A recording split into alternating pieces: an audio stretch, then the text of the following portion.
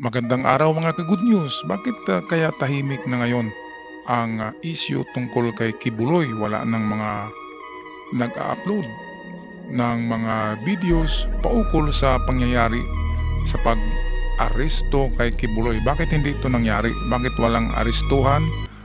At bakit wala nang hearing? At bakit tahimik na ang Senado sa ngayon? At atin panoorin at pakinggan ang hula nitong magaling din ito na Astro Oracle ng henerasyon na ito. Ito'y kasing galing din ni Madam Auring, kaya atin panoorin ang kanyang video. Okay, so question is kung makukulong ba si Apollo Kibuloy? Now, una nating titingnan dyan is yung 12th house. Right? Okay. So, yung simbolo ng 12th house niya dito ay combination of Gemini, zodiac sign, at Cancer, zodiac sign. And, ang nakukuha ko na energy dito sa Gemini, it means sa Pilipinas. Okay? Local ang nakikita ko dito. Now, pagdating naman sa Cancer, simbolo din siya ng local, ng nation, ng bansa. Ibig sabihin na itong person na to ay when it comes to like di ba yung pinakatanong ninyo, mapaparusahan ba siya? So, more on sa Pilipinas.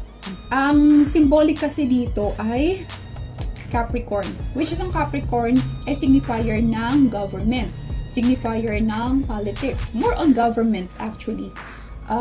Kasi yung Capricorn kasi ay konektado siya sa Libra, which is justice. Parang naramdaman ko na dito pa lang sa kanyang unang sinasabi ay parang negatibo ang epekto nito. Ibig sabihin ay parang merong mangyayaring pagkakulong. At nabanggit niya yung government, yung Capricorn. Kaya patuloy muna natin ito panoorin para atin rin malaman ang mga characters ng mga tarot cards na yan na kanyang hinahalongkat. Right?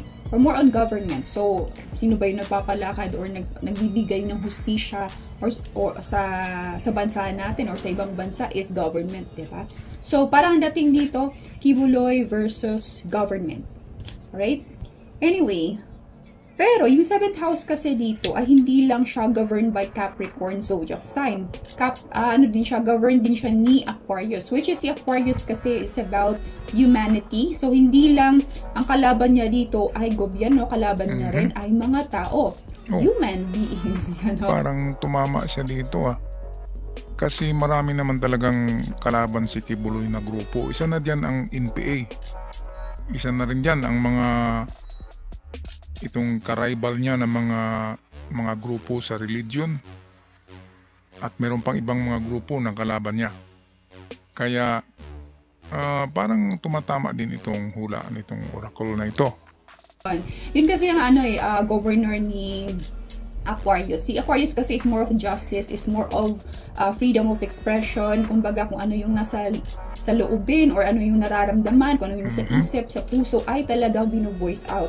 Alright? So, pinapakita dito na ang kontra or against kay Kibuloy ay hindi lang gobyerno, at the same time ay mga tao.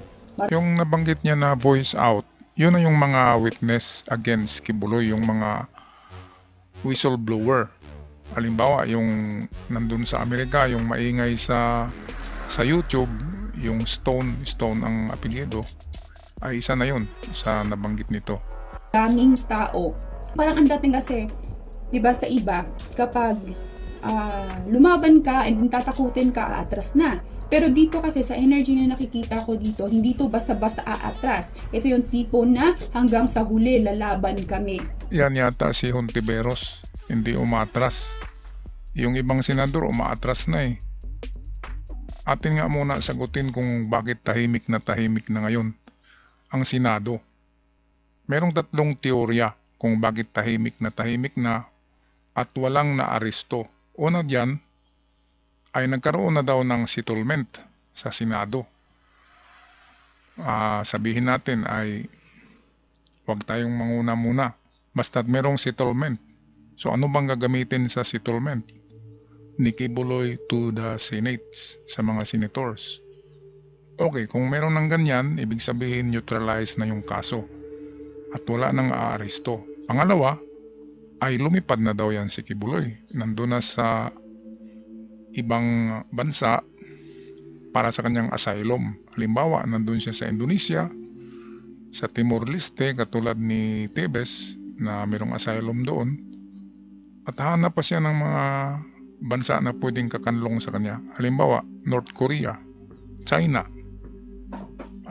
At ang pangatlong teorya kung bakit hindi na nakikita pa si Kibuloy ay mayroon daw ito bunker under sa kanyang Kingdom Hall, sa kanyang Kingdom Mountain, yung bundok na naroon yung kanyang kingdom, ay sa baba daw niyan ay mayroong bunker na malalim, mahaba at sikreto ang entrance at mayroon ding sikretong labasan. Kaya yan ang tatlong teorya. Patuloy tayo dito kay Madam Oracle. Ganon yung energy dito.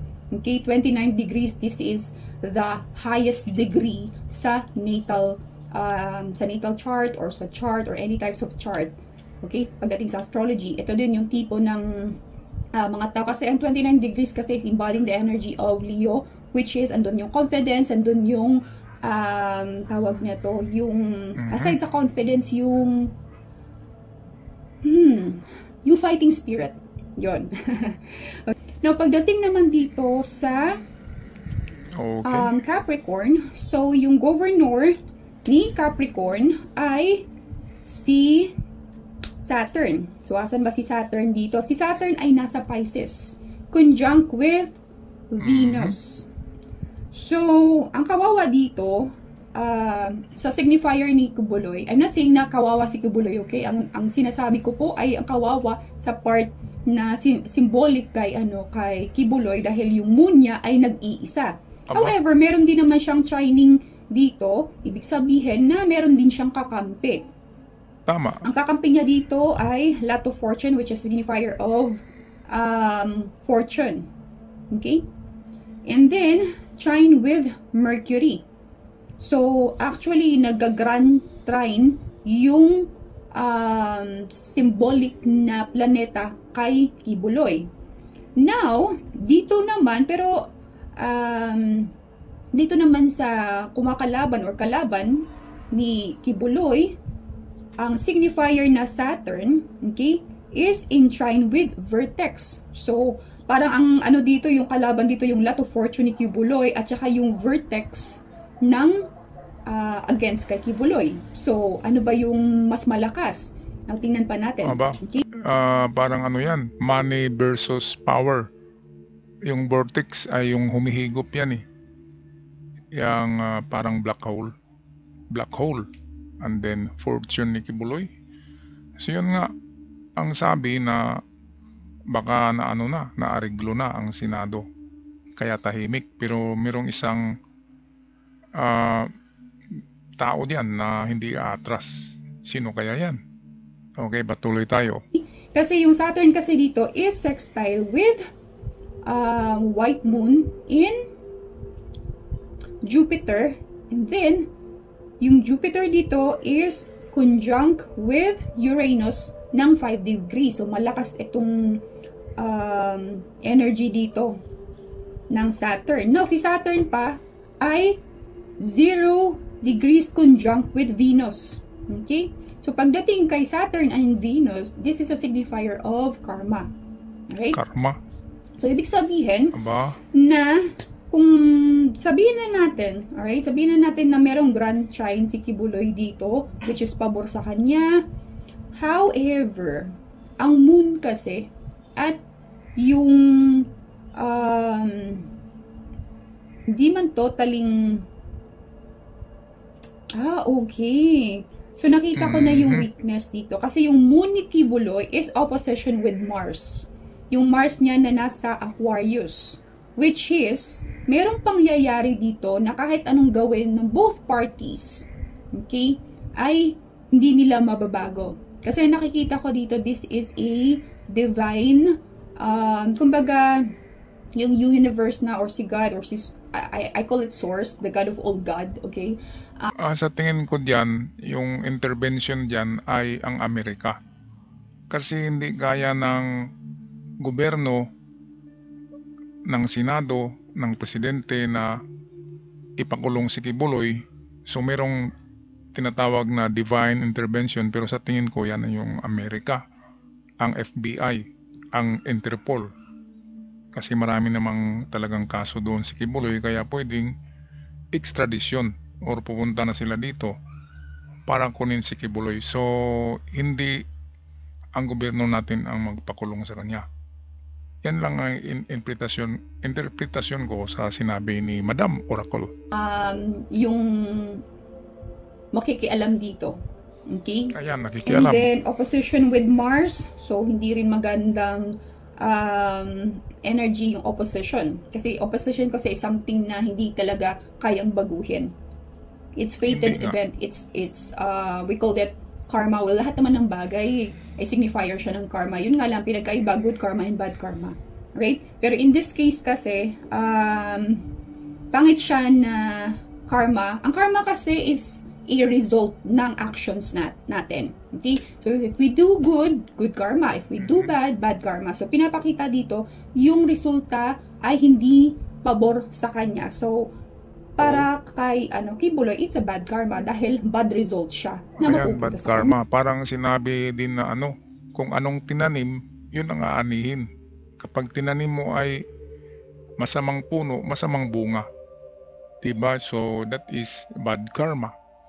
At ayon kay Madam Oracle ay hindi pabor kay Kibuloy ang kanyang mga tarot cards. Malapit nang matapos ito. Atin muli, panuurin. Yan. Okay? Wow, Queen of Pentacles, related sa malaking pera. Pera-pera na ito. Kaban. Umaapaw na dami ng pera. Wow, talaga naman, totoo naman yan. Four of Pentacles, pera na tinago. 50 million a month ang income ni Kibuloy. Malaking pera, pera na tinago. Ano to eh, kaban eh. Sobra pa sa kaban Page yan. of Swords ay may inuungkat dito. So, meron tayong malalaman na balita related sa malaking pera na nakatago, nakabaon. Hindi naman literal na baon, ano? Parang pero treasures, diba? Pero kung titinan nyo dito, yung Four of Pentacles, mukha siyang yung lalaki nakakulong na maraming pera. Pero ang Four of Pentacles kasi signifier talaga to na nakatago. Okay, balikan natin yung 50 million a month na yan daw ang revenue ni Kibuloy sa kanyang Kingdom Come. Ay hindi yan pwedeng ilagay sa bangko kasi maano kanyan, ma-money laundering kapag sobrang pera na hindi mo kayang ipaliwanag kung saan galing.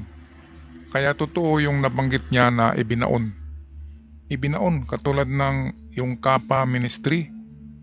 Meron silang ibinaon na 2 billion pesos sa isang isla ng Kapa Ministry na yun ay kalaban ni Kibuloy noon.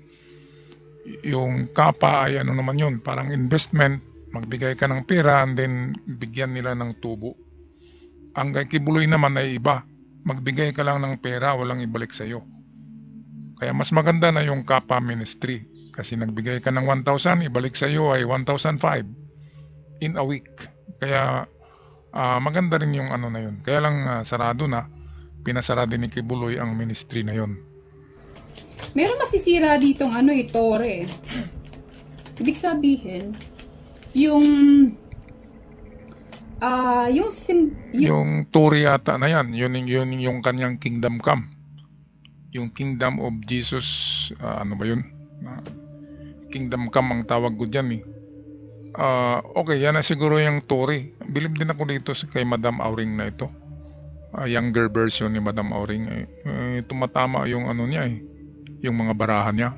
Yung simbolo ng Tory na to, itong nasirang Tory, simbolo siya ng isang, parang pakiramdam, akala nila matatag yung foundation. Pero sabi nila dito na merong isang makukonsider siya, matatawag siya na parang tore, nakala nila ay matibay, pero masisira siya. Oh, wow! King of Pentacles, kanina merong Queen of Pentacles, ngayon naman Queen of Pentacles. Andito pa yung the Devil. The Devil kasi signifier of pagiging greedy. Signifier din ng toxic energy. Signifier din siya ng temptation. Now, ang Five of Pentacles is signifier of abandonment. So, ibig sabihin, kung ano man yung tinatag niya, pinapakita dito na unti-unti itong masisira at i-abandon na din. So, parang ang dating kasi neto, pero hindi to yung isang impact sira, okay? Ang Pentacles kasi is slowly but surely. Ganun yung energy ng Pentacles. Pero alam nyo, kung titinan nyo dito, yung Queen of Pentacles, okay, Queen of Pentacles, and then lumabas dito, King of Pentacles. So, ibig sabihin, unang lumabas to, tapos, merong papalit. Pero magkaiba kasi sila ng paniniwala. Oh, ito na yata yung inappoint ni Kibuloy na tagapamahala ng QOJC. Kapag mawala na siya, alam kasi ni Kibuloy na makulong talaga siya or magtago siya habang buhay. So iba na ang mamahala nito at alam natin kung sino yun. Kaya ito, the Queen Pentacles and the King of Pentacles. Itong King, yung kanyang bagong tagapamahala ng QOJC. Kaya tumutugma rin itong, kaya in-upload ko ito kasi parang magaling na manguhula. Si Astro Oracle. Right? So, etong dati na nagtatag ng tore, okay, ay mapapalitan ng King of Pentacles. Kaya lang, yung King of Pentacles ay magkaiba naman sila ng paniniwala. Kaya ang ending neto, masisira yung tinatag ng Queen of Pentacles. Okay, so ayan. So, question is, kung makukuloy mo. So, masisira. Yun ang ayon dito kay Little Madam Auring, ang Astro Oracle ng ating panahon ngayon, ay masisira. Hindi niya nabanggit na makulong, pero masisira ang tinatag ni Kibuloy na kingdom. At merong papalit sa kanya sa pagpamahala nito. Yun ang King of Pentacles. Kaya yan, klarong-klaro sa kanyang pagbabasa ng kanyang tarot cards na merong bad karma na mangyayari. Sorry sa pagsabi ng bad karma kasi yun lang naman talaga ang sinabi ni Madam Auring. Kaya wala tayong magawa. Okay, hanggang sa muli mga ka-good news, ako'y magpaalam na. God bless us all at ingat kayong lahat.